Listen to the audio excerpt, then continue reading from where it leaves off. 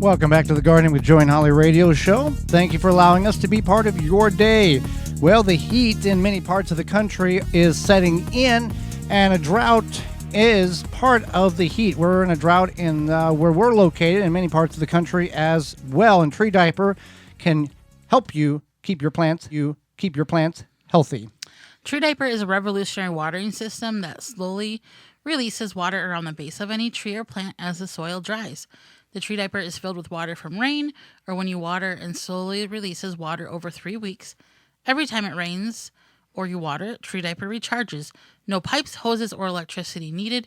You water your plants and trees whether they are by the house, down the road, or in the back 40. It also works under mulch. Whether you're a first-time gardener, advanced Tree Diaper will improve the way you water your plants. Made in the USA, you can see all the sizes that they have available at treediaper.com. That is treediaper.com. Well, in 2020, 16 to 18 million people started to garden for their very first time due to the pandemic, because people had a lot more time on their hands, and I think people were definitely thinking about the food supply when there was possibly some food shortages, things like that.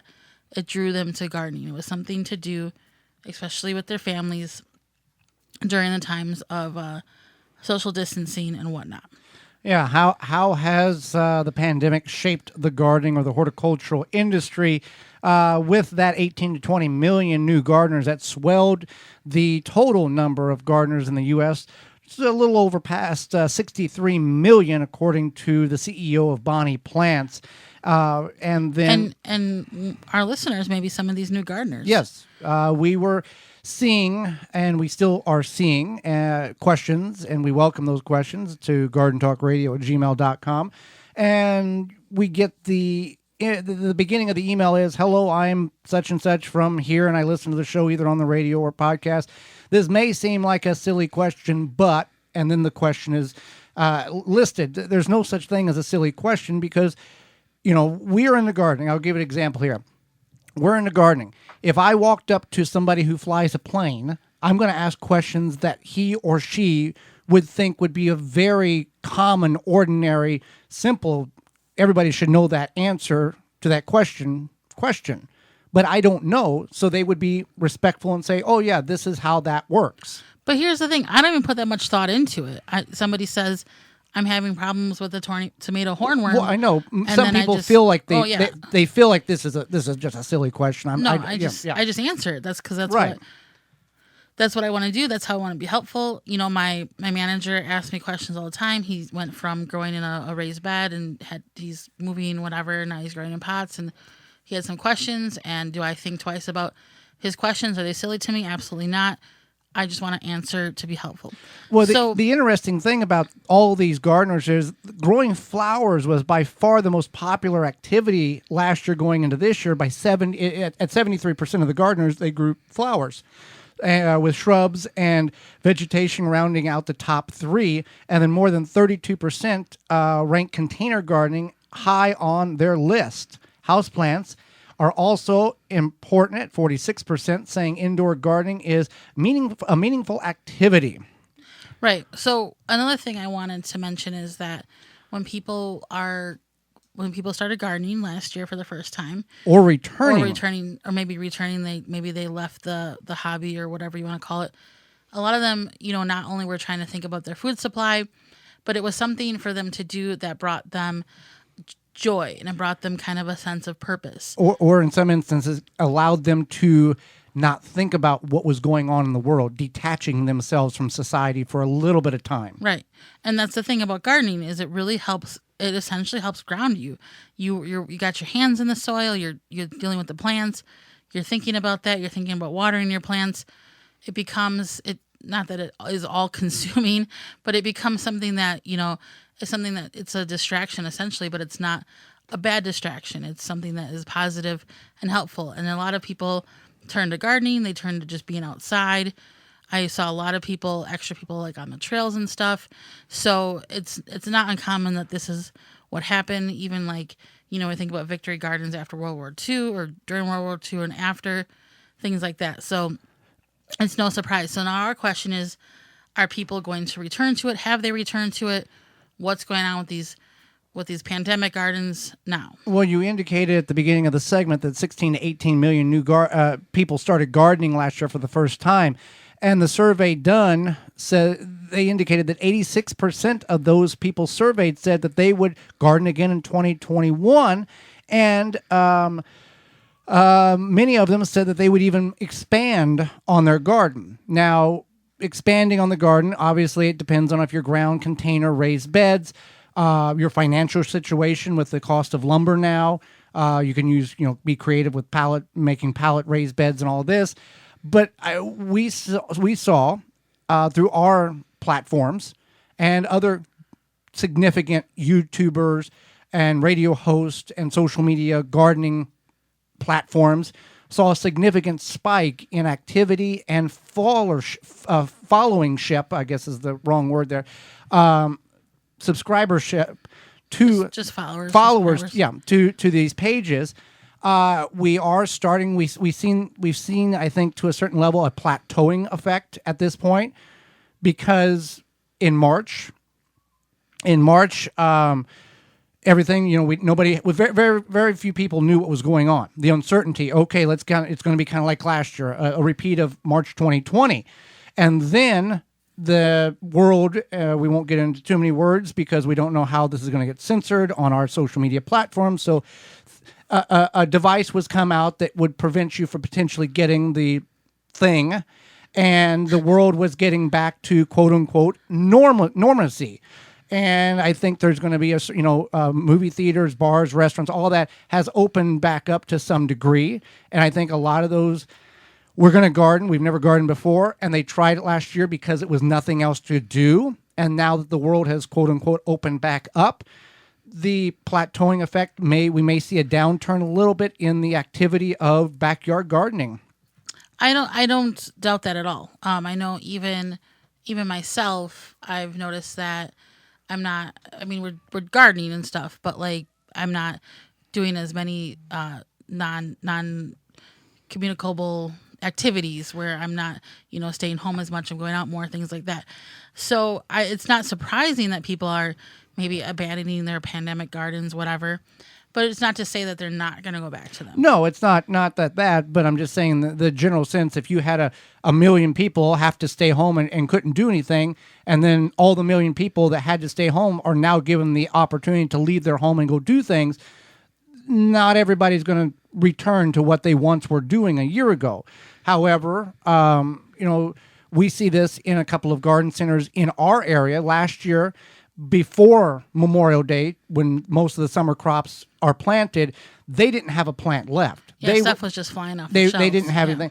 And now we go there, and we're in the middle portions of June, and they have hundreds of peppers, eggplants, tomatoes, a lot of brassica still sitting on the shelves, because they overordered, knowing what they saw last year at this time, that they didn't have enough supply on hand. The seed companies were doing this as well. A lot of seed companies we were being told from our sources back in November, get your seeds early because nobody's going to have any seeds. There's going to be a seed shortage. Well, nobody knew what was going to happen. Right. You have to make these decisions, months before the planting season. But also these seed companies, Seed Savers Exchange included, they had a limit of how many new orders could come in each day, and then they would shut the website down. So you had to either be on top of it and get in that early window, or find a kiosk somewhere, or purchase seeds that you maybe weren't happy with the company in which you purchased them from, but you were just in the mindset, I have to get whatever I can get wherever I can get it from at this point because nobody else has it type of thing. Well, just like everything else, the pandemic has caused waves of reactions. Good and bad. Different waves of getting supplies for certain things, what have you. So I think it's just natural that a lot of these companies thought, let's be prepared. And there's nothing wrong with that, but it seems that, as it even says here, about 86% of people thought, hey, I would garden again. So, and 40% of the survey in that Bonnie Plant survey said that they would plant about the same, and 47% said they were going to plant more. Now, this was back in October, November, when we didn't know what was going on. Right, that's just it, is that they didn't know what was going on. But even say that 20% of those people aren't growing, so that we're at 66%, That's okay too. Yes. And I don't think that there's anything wrong with that, but it's definitely interesting how the pandemic has affected the gardening world. At the beginning, everybody was gardening. Now it's like we didn't know what to do. We didn't know what to do. Then we decided, hey, we can stay home and garden. And then we kind of figured out what was going on day by day in the situations that it was granted to us. So, it's one of those things that we're still learning. And